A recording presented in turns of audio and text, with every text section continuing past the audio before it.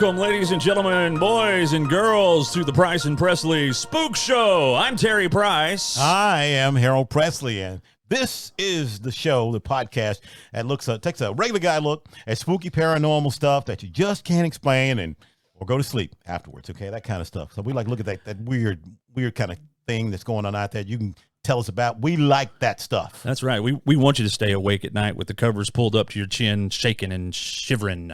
I had no problem doing that when I hear something spooky. You know, from one of our previous podcasts, we were talking about something about, and I'll share this with you. We were talking about how when you're in the bed there and you look at, I told you I sleep sometimes with my back to the door. That's right. The doorway.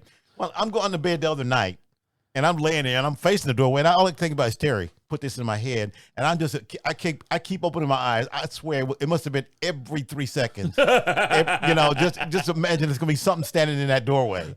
And finally, I said, you know what? I'm turning over. I'm going back the other way. If something comes up, I don't want to see it. I started to freak out a little bit. I'm going like, okay, calm down. You got to go to sleep, man. My mission has been accomplished. Thank you. Yeah. I tell you what, if you got a spooky story or something like that, paranormal, something that's happened to you where you can't explain it, make sure you let us know at pricepresleyshow@gmail.com. Send those in. And also go to our YouTube page, man, and click the subscribe and the like buttons on there. Yeah, be sure you give us a big thumbs up because that helps us and get out there so that more people can hear us. That's right. All right, ladies and gentlemen, boys and girls, we've got a great show in store for you today. Today joining us is a retired prison guard captain from the Oklahoma State Penitentiary, maximum security, Big O prison there in McAlester, Oklahoma. Yeah. He served quite a few years there. Yeah. Ladies and gentlemen, please welcome to the show.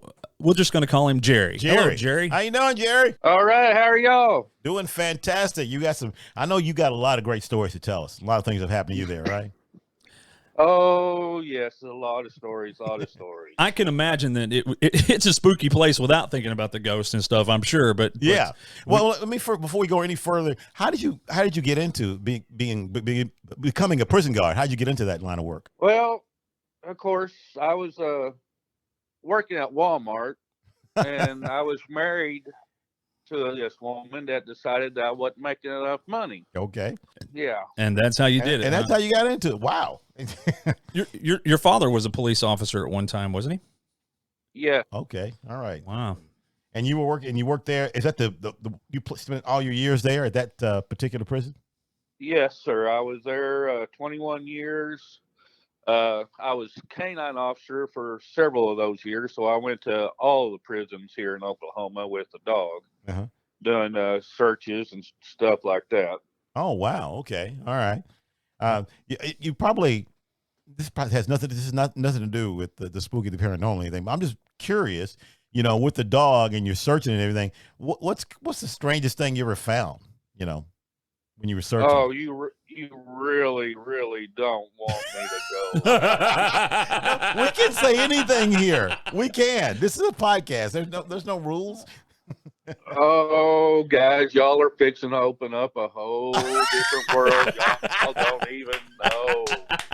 Yeah, I'm kind of scared of the answer to that question. Well, we can always edit it out if it's too bad. Well, give us something that's weird, but maybe not disgusting. Yes. How's that? Yeah. Okay, well, I was warned I was going to a women's facility. Uh-oh.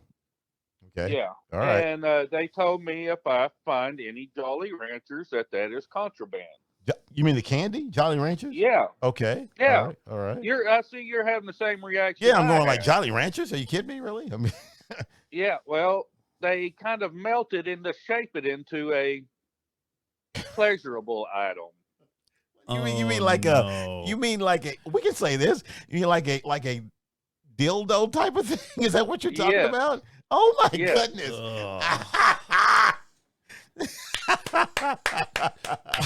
Thank you very much. I'm sorry, but I just wonder how many licks does it take to get to the center of the Wow, we asked for it and we got it. Okay, let's move right on along here. I never would have imagined that. I'm hoping to see that in a movie sometime when they're doing it in a women's prison. If they have that scene in the movie, I will know. Jerry probably was, helped him out on that one. Okay.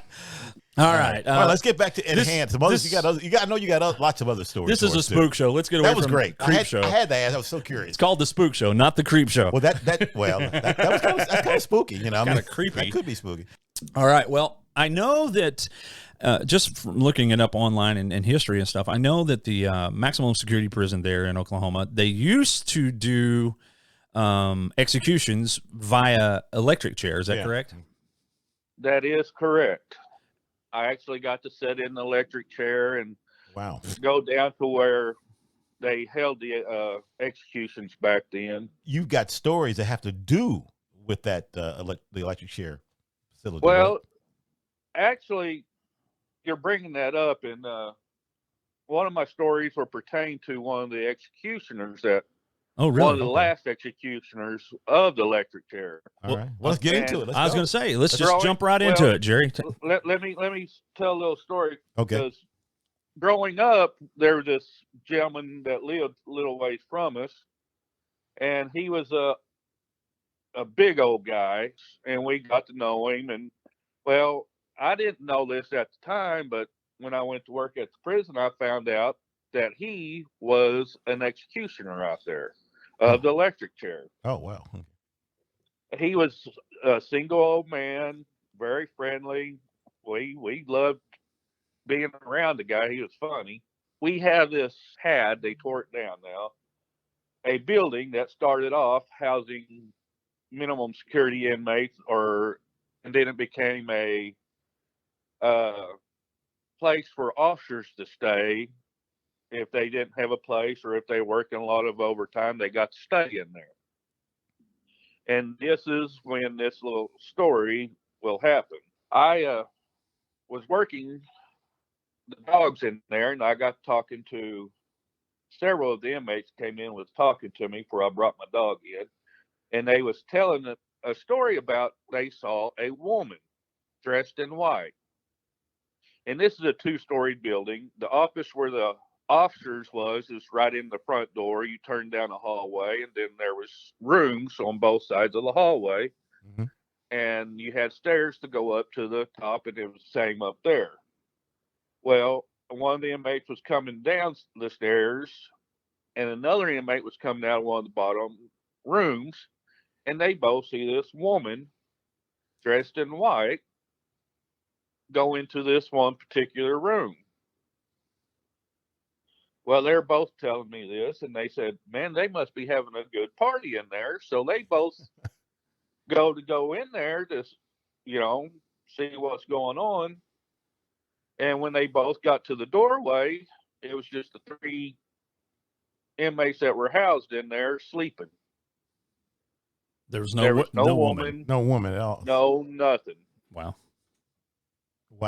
Well, I being a little curious because I've already had a lot of things happen out there at this time. Yeah.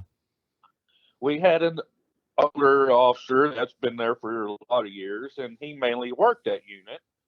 So I got talking to him, and he says, yes, a lot of inmates have seen this woman. Well, one day during our visiting where, inmates, family, and friends can come visit, I was sitting there and I was telling the story to one of the officers there, and an older retired captain come out. He happened to overhear my story, and he goes, you've seen the woman. And I remembered who this guy was, and I said, yeah. He goes, well, let me tell you a story. And I said, okay, let's hear it. He goes, well, when it was the officers' quarters, there was a guy that he retired out there as one of the last executioners of electric chair, and he mentions. I said, "Yeah, I know who he is." He goes, "Well, anyways, him and his wife had a lot of trouble with each other, so he was staying in there." And this captain telling the story was in one of the rooms across the hall from it. He said the doors were open, and so he could see. Anyways, this guy is laying on his bunk, and this woman comes in. Standing at the doorway, she pulls up a pistol and opens fire. Well, that officer rolls off the bunk and pulls the bunk up, and she hits the bunk. The officer comes up over the top and fires and puts her down, kills her. Yeah. Now this is the officer's wife. Yes. Wow. And evidently they had a few violent run-ins like that in the past. And I said, was it about 3 rooms from the officer's office now? He goes, well, it was 3 rooms on the same side. And I said, that's the exact same room That these prisoners saw the woman walk into. They keep seeing this woman going into. Okay. The same place where this officer had killed, shot his wife. Yep.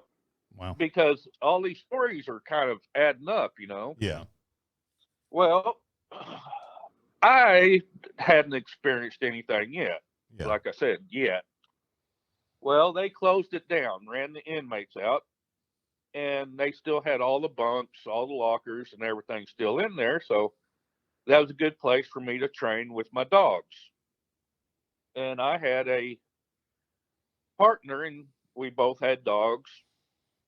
And we go in there, and we go into the pool room, which is very end of the hallway. Had the pool table, TV, and all that in it.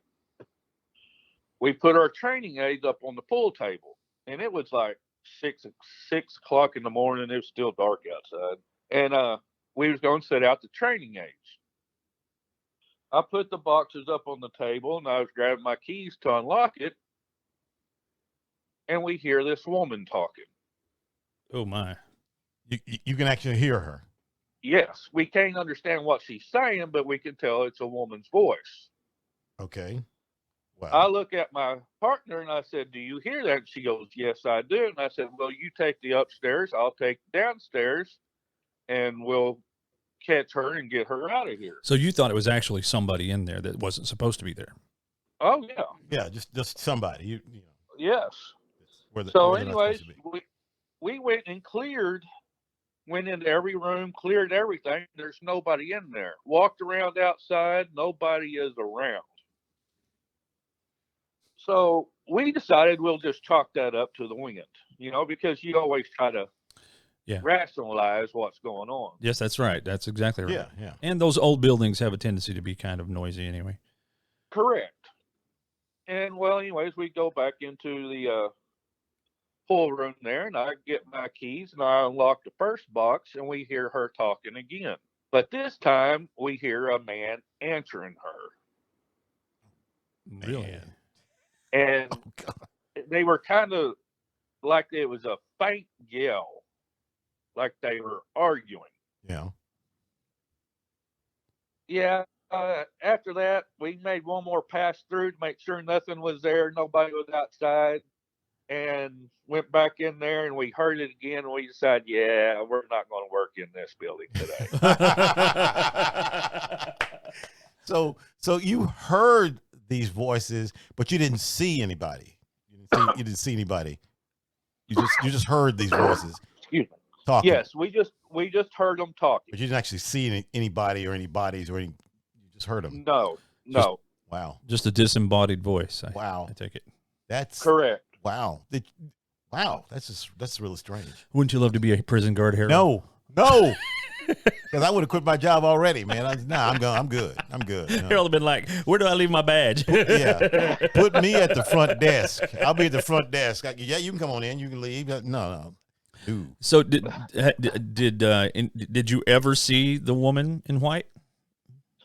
Personally, I never did. I've had a few more experiences in there. One, we actually got to set out the training aids, and this one's kind of strange because it was in the daylight. I mean, the sun was out. Yeah. And most of my experiences happened when it was dark, or right. I was going down the hallway, which is the lower floor where all this happened, and I was letting my dog lead, and we was going into the rooms and searching for the training aids. Well, we get about halfway down, which is past where that room was. And the dog that I had at this time, he wasn't scared of anything.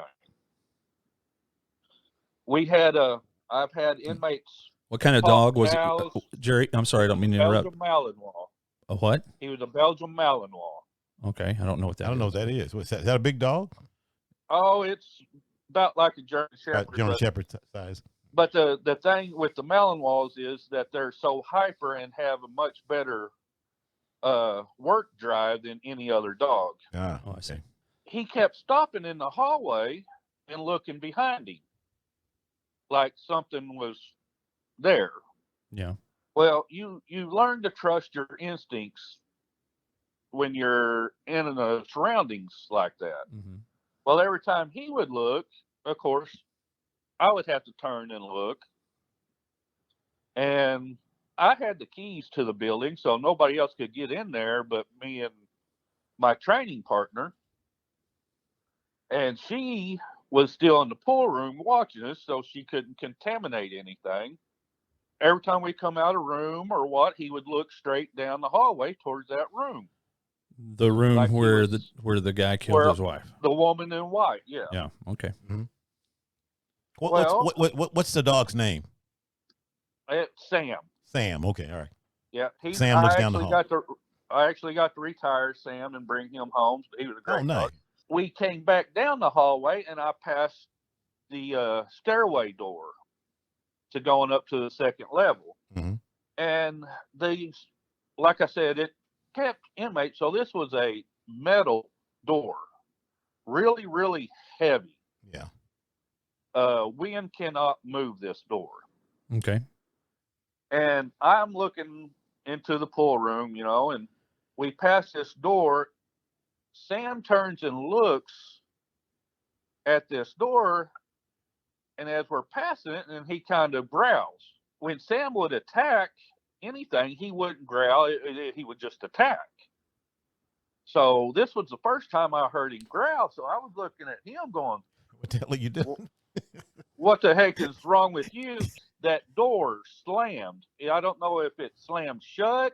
I don't know if someone knocked on it, but he went towards the door and went to attacking whatever was there.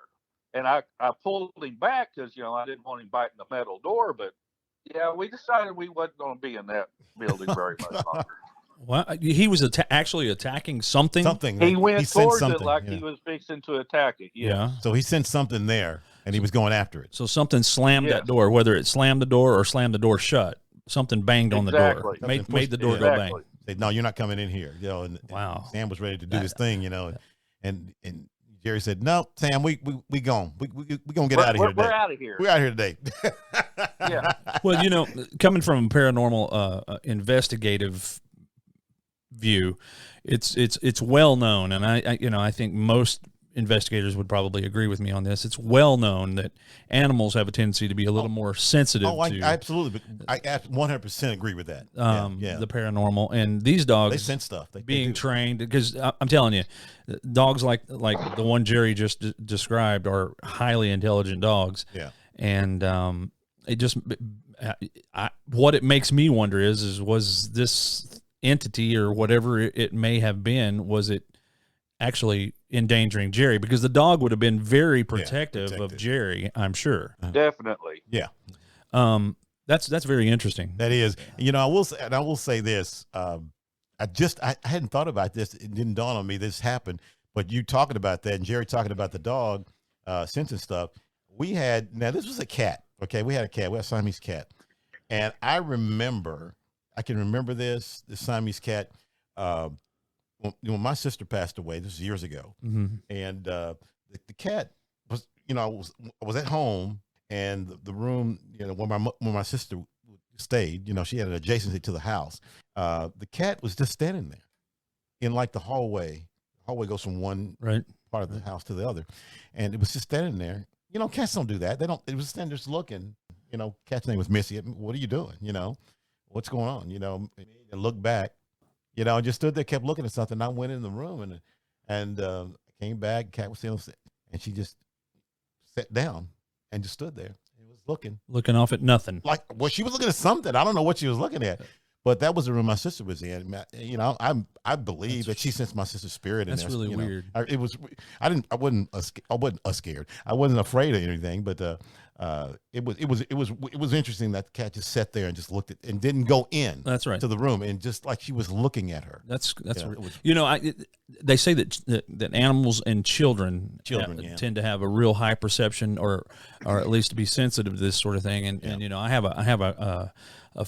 she's 4 years old now, granddaughter. Yeah. But when she was even younger than that, when she was like 2, she'd be here in the house, and I don't mean to creep anybody out or anything like that, but this room that we're recording in right now is the room on the thanks, Terry. end of the house. That's awesome. And sometimes she would just turn and just look in this room, and I'm not trying to, this is the truth. This is You're not really trying to truth. freak me out, but you are, you know. And she what the hell are you talking about, man? What the scariest part is that she would talk to whatever. Oh my goodness. Maybe it was baby talk, and we didn't know what she was saying. It was like, blah, blah, blah, blah, but it was always in the direction of this room.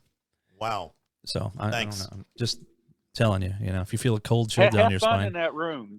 Well, thankfully it's daytime when we're talking, because if it was night, I'd probably be freaking out right now. But you know, Jerry, wow, thanks, Jerry. Why don't you tell us a little bit about some of the things that you experienced involving the electric chair or the execution chamber or any of that? And before we get to that, let me just remind people again: go to facebook.com/Price Presley Show. Spook Show, and we want you to make sure you like us, you know, follow us. We got information there for you. Go to our YouTube channel there and click subscribe and like, and you know, so you can keep up with us and know what's going on. So make sure you do those things, because we got some great shows coming up, and you don't want to miss any of them. And they'll all be there. Now back to Jerry. Sorry, Jerry, didn't mean to interrupt. We had to do a little advertising. That's fine. Well, I got before I go into the story of where the old execution chamber is, I got to tell y'all, I have this building. It was built part of the original prison back in the early 1900s.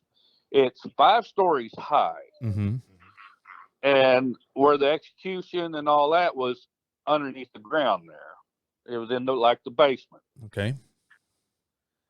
I was standing in front of it, and it was dusky dark, and I was talking to the psych doctor.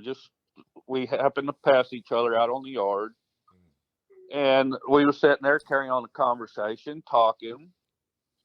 And like I said, it was getting dusky dark, and we were standing in the building had a side view of it.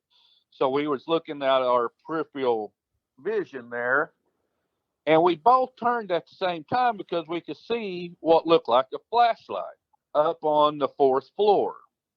Like an officer was making its rounds counting. And I'm watching it, and of course our conversation came to a dead stop because that building is vacant now. Okay. Well, while we're watching this light, it actually drops down 2 floors straight down and continues going to the left there. Wait. It passed through the floors? Yes, it went because let me put this in perspective. I don't know if y'all seen any of the old movies or what, but the windows go all the way up the walls. Oh yeah, I've seen those before. Okay, yeah, there's no break in the windows, and the run is probably about 8 foot to 10 foot away from the windows. Okay, there's actual runs, and by the windows on the inside it's just where they had the heaters and stuff like that. So there's nothing that can walk up and down by the windows right there. And there's a metal ledge. Well, anyways, the light just goes down 2 floors, straight down, whoop, and continues moving in a vertical direction. Well, like I said, I'm talking to the psych doctor. I looked at him, and he turned and looked at me with his mouth open, and he goes, "I'm not going to talk about what I just saw. I'm out of here." And he leaves. He wouldn't acknowledge that he saw anything. He wouldn't talk about it. He just wanted to hell out of there. I would imagine that a lot of the prison guards out there, having spent as much time as you guys do out there, I imagine all of them have some sort of story, paranormal story about that place. It being as, let me just explain it to you from an investigator's point of view. Any place that has any kind of high emotion, like despair, lots of anger or rage, sadness, anything that has high emotion has a tendency to become an area that is susceptible to paranormal activity. So the thought goes, simply because the energy that creates enables these events to happen. And I would think, just like a hospital where there's a lot of emotions, high emotions going on, or a nursing home or someplace like that, I would imagine that a prison would be like just like a boiler of emotions. Oh, yeah. And so, and not only that, but violence occurs at these prisons on a daily basis. I'm sure Jerry could tell you. A lot of violence. And plus, in the 73-74 riot, at the Oklahoma State Penitentiary, it was the most costly riot in a prison in the United States history. I remember it. I remember it well. I remember that because I lived in that area at the time, and I remember it. It was very scary because the residents of the town and surrounding areas were terrified that these guys were all going to get out into the community and endanger people's lives. And I can't remember. There were some guards that lost their lives in that, weren't there, Jerry? There was. They never got a total of the amount of life that was lost. The truth of the deal never really came out on the inmates or whatever. Wow. Yeah, so that's all kind of swept under the rug. Really? There's pictures of the up around the towers and the walls. You had the highway patrol. You had the armed forces. All of them are around to making sure, they didn't get out. But they had control of the whole prison for several days. Wow. And burnt several buildings to the ground. Yeah. Yeah, there are signs all over the area out there saying, warning, hitchhikers may be escaping convicts and that sort of stuff. That's okay. Yeah. Oklahoma State Penitentiary is the last stop for the inmates that cannot be rehabilitated. They cannot be helped at any, if they have cause troubles at other places. Yeah. This is the final stop. They can't go anywhere else. Wow. So that place holds the worst of the worst. The worst of the worst. Oh, man. Yeah, that's not a job I think I could have done. Well, by the way, we'd like to thank you, Jerry, for your service, man. That's a tough job to have, and I'm sure that the folks of Oklahoma are probably very grateful to it. It is a tough job. It's not easy, and we're glad you got through it. Virtually unscathed, and you got but with a lot of good stories though, and you had Sam, the dog. Yes. Sam was awesome. Sam. And before we go any further, I'm just curious, what is there one story, something that incident that happened there that really, spooked you out, scared you a little bit, that maybe still stays with you more than any others? Let's see, I've been touched. Wait. Well,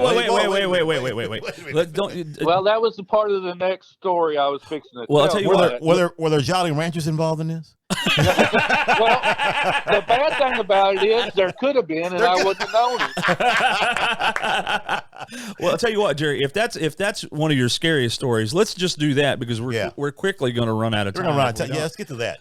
Why don't you? Okay. I want you to spook Harold as good as you can. Okay. Thanks. Well, like I said, I'm setting this story up about the light and stuff in the building because the execution is all underneath the old execution room, where the electric chair and the death row and the hole and all that is right underneath that same part of the building.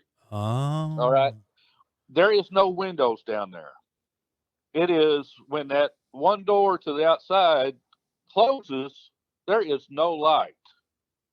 It is darker than dark. Okay. Mhm. And it's a big, big area. Well, in this one place, they told me that it was called the Hole. And it was a room. Hole. Okay. Yeah, the Hole. Okay. You're saying It was hole, as in a hole in the ground. Yeah. Not hoe. correct. Not hoe. No, yeah, there's Hole. no hole. HOLE. Okay, all right. Yeah. This room is probably maybe 15 foot by 15 foot. And it's all open and has one toilet in there. Okay. Yeah. And the story is that they used to fill that room up with people that for behavioral problems Yeah. way back early in the years. And there's actually two doors, and they are solid metal, probably about an inch thick. All right. And they both open different ways. And then there's metal crossbars to hold each door shut. Well, anyways, me and one of my friends out there, we got to where we took the new hires for tours around there and tell them, the history, because history is important when you're working in a place like that. Okay. Well, we got the bright idea because we had a couple of friends that were in this new hire group, and we was going to really spook them. So anyways, I decided I was going to hide in this cell. All right. You're going to lay in wait. Yeah. So you're going to spook somebody. I'm going to spook the whole group of them. Okay. All right. Well, anyways, the door was open and it's a pretty good way. So I had a little bit of light. And my friend there, he goes, I'll leave the door open. And when they're getting close enough, I'll shut it. That way you can get ready. And I said, fine. I didn't have a flashlight or anything on me. Anyways, I'm sitting there and I'm looking around for a perfect place to jump out and scare these guys and girls, or gals, sorry. And all of a sudden, I hear the door squeaking and it went pitch black. Door shut. So the door shut. Door so shut. I knew exactly where I was at. Yeah. So I scooted up against the wall. And I kind of crouched down.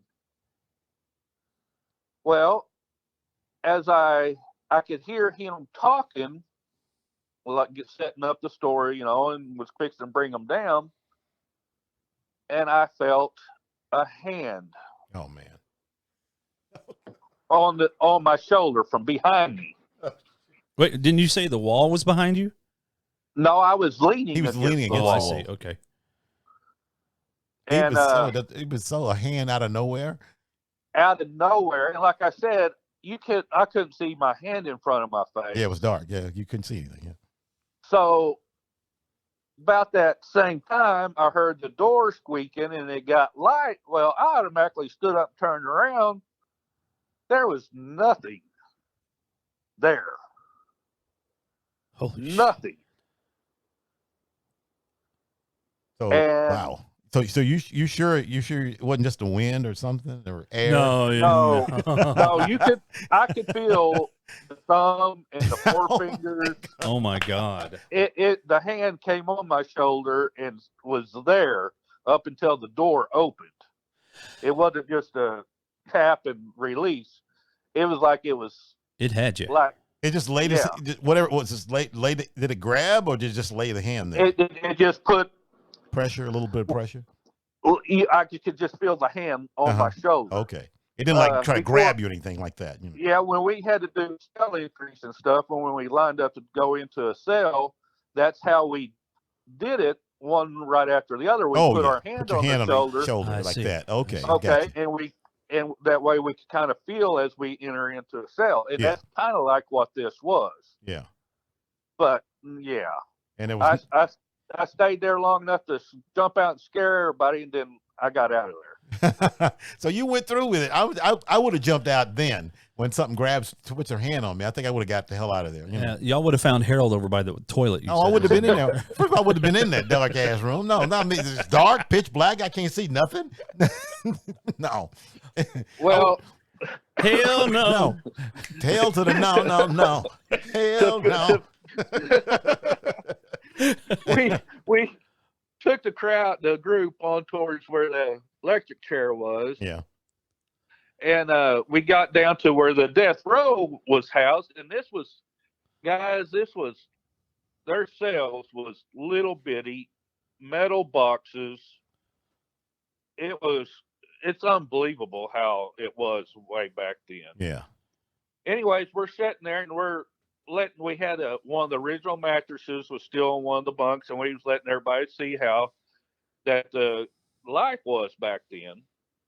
Well, a couple of cells down, we hear something, and we all turned around, and we see a handmade hacky sack come rolling out of one of the cells. Yes. Wow. So, yeah, that at that point in time, it was like, okay, I'm done. You can finish the tour. I'm out. Yeah. Your nerves had to have been on very edge. Something was definitely playing with us. Something was playing with you. Something going on. So, okay, you want to come in here? We're going to play with you a little bit. Wow. Well, that's good stuff, Jerry. That's some good stuff there. That's some scary stuff. Yeah, that is. That's some. And I know you probably have lots more stories to tell us, don't you? Oh, I have quite a bit more. My name was called. Yeah, I want to hear that story. Yeah. I tell you what. Wait, why don't we just have him come back? Yeah, or why don't we? Yeah, just do a part. We'll do a part two. Yeah, we'll have a part two. We'll have Jerry back. We'll have a part two to this, and you guys can listen to it as well. So, hey, Jerry, are you up for that? Are you up for coming back and telling us some more stories? I'm fine with it because I've told these stories, and we actually have a retired officer that's going to be writing a book about all these ghost stories. Well, you can tell us about that. Yeah. Maybe we can talk to him sometime. That'd be great. And tell us about the book and everything. That'd be great. Well, we're gonna have you come back then, Jerry. Yeah, thank you so much for sharing the stories. And listen, stick around after the show, and I'll talk to you a little bit about scheduling another time. Come on in. We can tape another segment of this. Okay? We'll call it Captain Jerry. Captain Jerry Part 2. Part 2. That's right. now, boys and girls, ladies and gentlemen, we appreciate you tuning in and listening to our podcast. We've got a whole lot of great stuff that we're working on. Subscribe and the like button. Yeah, that's right. Because that helps us. Those thumbs up, you see the thumbs up and thumbs down. We don't want any thumbs down. No thumbs down. Don't do that. We want some thumbs up. Yeah. And also on Facebook. You get information there at Facebook. You can see the links to get swag that you want to get, that's shirts, T-shirts, all that good stuff. And that's at facebook.com/Price Presley Spook Show. And you've got spooky stories, paranormal, anything weird like that, you can email those to us at PricePresleyShow@gmail.com. We want to hear from you. That's what keeps this show going. That's what keeps it alive. We'd like to talk to interesting people like Jerry, who have had first close encounters with the weird kind. Yeah. Jerry, thank you once again for being with us. We're going to set up a part 2 because I want to hear some more of these stories from the Oklahoma State Maximum Security Penitentiary. And besides, if you could be here and see the look on Harold's face when you talk about this stuff, it's gold. It's absolutely gold. Yeah, you guys are crazy, man. I'll tell you that right now. All right. Yeah, the Price and Presley Spook Show podcast. Hey, that's going to do it for this edition of it. I am Harold Presley. And I'm Terry Price. Don't get spooked.